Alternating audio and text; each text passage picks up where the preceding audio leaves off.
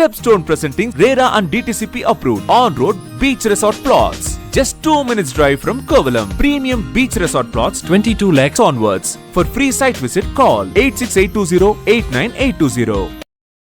இன்னைக்கு வந்து யோகி பாபு வந்து ஒரு யதார்த்தமான ஒரு சாதாரண ஒரு கிராமத்து மனிதன் மாதிரி தான் இன்னைக்கு வரைக்கும் இருக்காரு. புரியுதா? ஸோ வந்து அதனால தான் அவருக்கு வேல்யூ. புரியுதா அவருக்கு? அவருக்கு முடியெல்லாம் வெட்டிகள்லாம் வர மாதிரி எல்லாம் போட்டு எல்லாம் கொஞ்சம் மேகவிக்கெல்லாம் போட்டு சில ஆப்ரேஷனுக்கெல்லாம் பண்ணார்னா பயங்கரமாகிடுவாப்புல. அப்போ அவர் மார்க்கெட் இருக்குமான்னு சொல்ல முடியாது. அவங்கவுங்க தோற்றத்துக்கும் அவங்கவுங்க முக இதுக்கு உள்ள மார்க்கெட் தான். ஸோ இப்போ இந்த பொண்ணால் அதை ஜீரணிச்சிக்க முடியல மாதிரி தான் அன்றைக்கி அந்த பொண்ணோடைய பேச்சு. சரியா? பேச்சு இருந்தது அப்படின்னா வேறு எந்த ஹீரோட்டையும் அப்படி பேசிடுவீங்களா? இவங்களை பார்க்கவே இல்லை. ஏன்னா அந்த படத்தில் புதுசாக ஆரம்பிச்சு அந்த ப்ரொடக்ஷன் கம்பெனியில் முதல் ஹீரோவை யார்?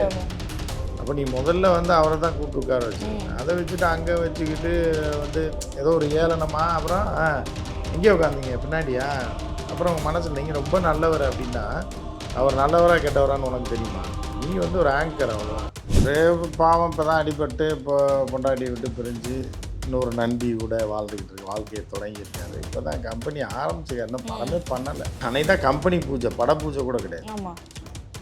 அப்படிப்பட்ட ரவிக்கு வந்து இந்த மாதிரியான அது எதோ ரவிக்கு நேரம் சரியில்லைன்னு நினைக்கிறேன். அதனால் இந்த மாதிரி தொடர்ந்து எங்கே போனாலும் பிரச்சனையாக இருக்குது.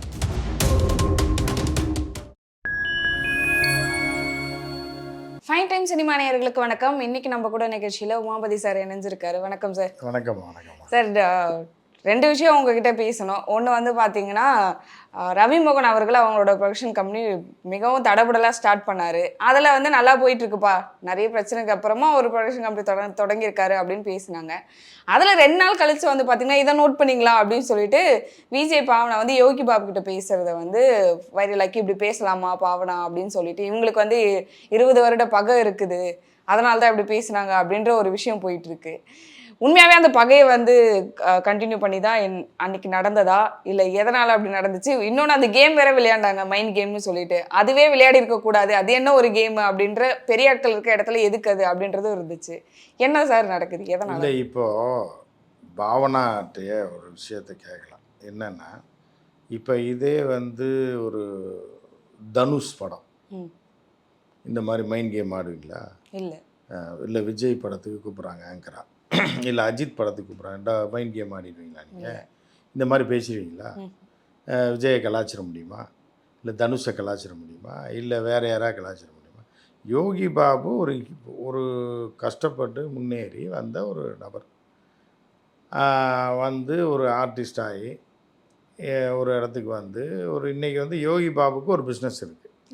அதே மாதிரி பலரும் ஹீரோக்கள், பல ப்ரொடியூசருக்கு, லோ பட்ஜெட் ப்ரொடியூசருக்கு வாழ்வளிக்கக்கூடிய ஒரு நடிகராக யார் இருக்காருன்னா யோகி பாபு இருக்கார். யோகி பாபு நல்லா இருக்கார், நல்லா இல்லை, ஒரு காமெடியன் இல்லையா, சீரியஸ் கேரக்டரா, ஆக்ஷன் ஹீரோவா, அதெல்லாம் வேறு விஷயம். யோகி பாபு வச்சு ஒரு பிஸ்னஸ் நடந்துக்கிட்டு இருக்கு. சினிமா நல்லா போயிட்டுருக்கு.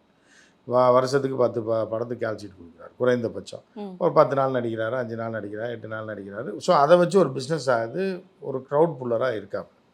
ஸோ அப்படி இருக்கும்போது உங்களுக்கு ஏன் அந்த வைத்தறிச்சல்ன்றது தான். இப்போ இந்த பொண்ணு வந்து ஆங்கராக இருந்த காலத்தில் யோகி பாபு வாய்ப்பு கேட்டு அந்த சேனலுக்கு போயிடல, இதுகிட்ட போய் வாய்ப்பு கேட்கல, இது அவ்வளோ பெரிய அப்பாட்டாக்கர் கிடையாது. இது வந்து இதுவும் வாய்ப்பு கேட்டு ஒரு இடத்துல போய் உட்காந்துருந்தது ஒரு சேனலில்.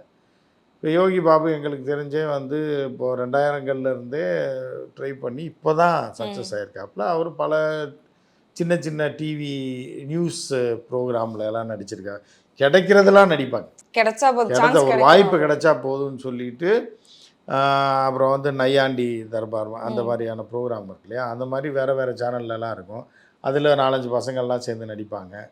இந்த இப்போ கோபி சுதாகர் பண்ணுறாங்கல்ல, இதெல்லாம் டிவி சேனலில் ஒரு 4-5 பேர் சேர்ந்து பண்ணுவாங்க. சந்தானம் பண்ணிகிட்டு இருந்தார்ல, சரியா, லொல்லு சபா. அந்த லொல்லு சபாலாம் இவர் நடிச்சிருக்காரு. யார்? சின்ன சும்மா கூட நிற்கிறது பேசுறதுன்ற மாதிரி காலத்திலேருந்து ஏதோ டிவியில் வாய்ப்பு கிடச்சினா, சினிமாவில் வாய்ப்பு கிடைக்குன்னா கஷ்டப்பட்டு ஒரு 15 வருஷம் 20 வருஷம் மிகப்பெரிய கஷ்டங்கள் எல்லாம் சந்திச்சு தான் யோகி பாபு இன்னைக்கு இந்த நிலைமைக்கு வந்திருக்காப்புல. இன்னைக்கு வந்து யோகி பாபு வந்து ஒரு யதார்த்தமான ஒரு சாதாரண ஒரு கிராமத்து மனிதன் மாதிரி தான் இன்னைக்கு வரைக்கும் இருக்காப்புல. புரியுதா? ஸோ வந்து அதனால தான் அவருக்கு வேல்யூ. புரியுது அவங்களுக்கு.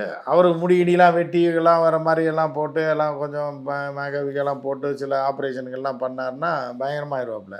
அப்போ அவர் மார்க்கெட் இருக்குமான்னு சொல்ல முடியாது. அவங்கவுங்க தோற்றத்துக்கு அவங்கவுங்க முக இதுக்கு உள்ள மார்க்கெட் தான் அது. ஸோ இப்போ இந்த பொண்ணால் அதை ஜீரணிச்சிக்க முடியல மாதிரி தான் அன்றைக்கி அந்த பொண்ணுடைய பேச்சு இருந்தது. சரியா? பேச்சு இருந்தது அப்படின்னா வேற எந்த ஹீரோட்டையும் அப்படி பேசிடுவீங்களா? அப்போ இல்ல சிவகார்த்திகேயனும் அவங்களும் ஒண்ணா இருந்தவங்க தான். அவங்க கிட்டயும் ஃப்ரெண்ட்லியா கலாச்சு கூட அவங்க பேச கிட்ட முடியாது. பேசல. ஏன்னா சிவகார்த்திகேயன்ட்ட பேசினா அடுத்து வாய்ப்பே கிடைக்காது, தப்பி விட்டுருவாங்க. ஸோ அப்படி இருக்கும்போது அப்போ என்ன யோகி பாபு என்ன இழிச்சவாயினா இவங்களை பார்க்கவே இல்லை. ஏன்னா அந்த படத்தில் புதுசாக ஆரம்பிச்சிருக்க அந்த ப்ரொடக்ஷன் கம்பெனியில் முதல் ஹீரோவே யார்? அப்போ நீ முதல்ல வந்து அவரை தான் கூப்பிட்டு உட்கார வச்சுருக்கேன். அதை வச்சுட்டு அங்கே வச்சுக்கிட்டு வந்து ஏதோ ஒரு ஏளனமா அப்புறம் எங்கேயோ உட்காந்தீங்க பின்னாடியா, அப்புறம் உங்கள் மனசில் நீங்கள் ரொம்ப நல்லவர் அப்படின்னா அவர் நல்லவராக கெட்டவரான்னு உனக்கு தெரியுமா? நீ வந்து ஒரு ஆங்கர், அவ்வளோதான். ஆங்கராக ஒரு டிவியில் இருந்திருக்க, அந்த டிவியில் வந்து நீயும் வாய்ப்பு கேட்டு தான் போயிருப்பா, அவரும் வாய்ப்பு கேட்டு தான் வந்திருப்பேன். நீ அதில் இன்றைக்கி அவரோட உயிரை கொஞ்சம் நல்லா வந்துட்டாப்புல அப்படின்றதுனால அதோட பாடி லாங்குவேஜ் அதோட பிஹேவியர் வந்து ரொம்ப மோசமாக இருக்கும். அதனால தான் எல்லாரும் பிடிச்சி கலாச்சி. நம்ம சேனல்ல இருக்கும்போது ஒரு ஆங்கரா இருக்கும்போது வாய்ப்பு கேட்டு வந்தவங்க இப்போ ஒரு ஹீரோவா பெரிய ஆளா ஆன பிறகு நம்ம கெஸ்டா ட்ரீட் பண்ணுமா அப்படின்ற ஒரு எண்ணம். இல்லை அது அப்படி பார்த்தா எல்லாரும் அப்படி தான். ரஜினி கண்டக்டராக இருந்தார், அப்படிதான். அஜித் மெக்கானிக்காக இருந்தார், விஜய் பாதியில் பறிப்பை நிறுத்திட்டு வெட்டியாக சுற்றிட்டு இருந்தாப்புல. ஸோ அப்படி பார்த்தா ஒவ்வொரு எல்லாருமே ஒரு இடத்துலேருந்து வந்தவங்க தான், புரியுதா? ஸோ அதனால் இப்போ நீங்கள் எப்படி என்ன இதில் ராஜ பரம்பரையிலேருந்து வந்தாரா? அதுக்கிட்ட நீ வாய்ப்பு கேட்டு தானே ஆங்கராக போனீங்க. உங்களுக்கு மார்க்கெட் இருந்தது, இருக்கிற வரைக்கும் முடிஞ்சு போச்சு. இப்போ ஏதோ கெனிசா சொல்லி இந்த பொண்ணு வந்திருக்கு, கெனிசா ரெக்கமெண்டேஷனில் தான் வந்ததாக சொல்கிறாங்க. இதை ஆங்கராக போட்டோன்னா ஆங்கர் ரைட், ஓகே, பரபரப்பாக பேசணும் வைக்கணும், ஒரு எக்ஸ்பீரியன்ஸ் ஆங்கராக போடுறாங்கன்னா இதில் வன்மத்தை கக்குறதுன்றது தான் எல்லோரும் ஒரு பிரச்சனையாக சொல்கிறாங்க. அதுதான் இப்போ பிரச்சனை. ரவி மோகன் அவங்களோட ஷோவில் அவங்களோட ஃபங்க்ஷனில் தான் நடந்திருக்கு. ஆல்ரெடி நிறைய பிரச்சனைகள்லாம் தாண்டி இப்போ ஒரு அடுத்ததாக புதுசாக ஒரு சாப்டர் ஸ்டார்ட் பண்ணுறோம் அப்படின்னு சொல்லிட்டு தான் அந்த ப்ரோக்ராமே வச்சது, அந்த ஒரு ஸ்டுடியோஸ் ஓப்பன் பண்ணுறது. அதில் அவர் பாவனாவோ இவங்களோ யோகி பாவும் பேசிக்கும் போதே ரவி மோகனோட ஷார்ட் வைக்கிறாங்க. அதில் ஃபேஸ் அவருக்கே ஃபுல்லாக மாறிடுச்சு. இது அவருக்கு என்ன யோசிச்சிருப்பாரு, இல்லைன்னா வந்து அவரையும் சேர்த்து வச்சு பேசுகிற மாதிரி வருமா அப்படின்றது? அப்படி இல்லை, அவரே பாவம் இப்போ தான் அடிபட்டு இப்போ பொண்டாட்டி விட்டு பிரிஞ்சு இன்னொரு நண்பி கூட வாழ்ந்துக்கிட்டு இருக்கு, வாழ்க்கையை தொடங்கியிருக்காரு. இப்போ தான் கம்பெனி ஆரம்பிச்சிருக்காரு, படமே பண்ணலை. அன்னைக்கு தான் கம்பெனி பூஜை, பட பூஜை கூட கிடையாது. ஆமாம். அப்படிப்பட்ட ரவிக்கு வந்து இந்த மாதிரியான அது எதோ ரவிக்கு நேரம் சரியில்லைன்னு நினைக்கிறேன். அதனால் இந்த மாதிரி தொடர்ந்து எங்கே போனாலும் பிரச்சனையாக இருக்குது அப்படின்ற மாதிரி இருக்குது. ஸோ ஏன்னா ரவி செய்கிறது கரெக்டாக. இப்போ இந்த படம் ஓட யார் காசு கொடுக்குறா, காசே இல்லைன்னு போன மாதம் சொன்னாப்புல, காரை பிடிங்கிட்டு துரத்தி விட்டாங்கன்னாரு. ஆனால் இப்போ இவ்வளோ காசு எப்படி அடுத்த இப்போ சிவகார்த்திகேயனை வச்சு படம் பண்ணால் 100 கோடிக்கு மேலே வேணும். அந்த காசுலாம் எங்கே இருக்குது, யார் கொடுத்தாங்க அப்படின்றதுல ஒரு சிக்கலில் மாட்ட போகிறாப்புல நீ விரைவில். அது அடுத்த சிக்கல் இருக்குது. அப்புறம் கெனிசா சிக்கல் நீ போக போக தான் தெரியும். அதற்கப்புறம் இப்போ போகிற, அதாவது கால் வைக்கிற எல்லாம் கண்ணி வெடியாக இருக்குன்ற மாதிரி தான் ரவியோட வாழ்க்கை போயிட்டுருக்கு. பேரை மாற்றினா எல்லாம் மாறிடுமா? பேரை மாற்றினு எவனும் உருட்டாத சரித்திரமே கிடையாது, புரியுது? அவங்க நிறையா நடிகர்கள், அதாவது ஒவ்வொருத்தருக்கும் விதிக்கப்பட்டது ஒவ்வொரு, அது கிரகம்னு எடுத்துக்கலாம், இல்லை விதிக்கப்பட்டது ஒரு பீரியட், அவ்வளோதான்.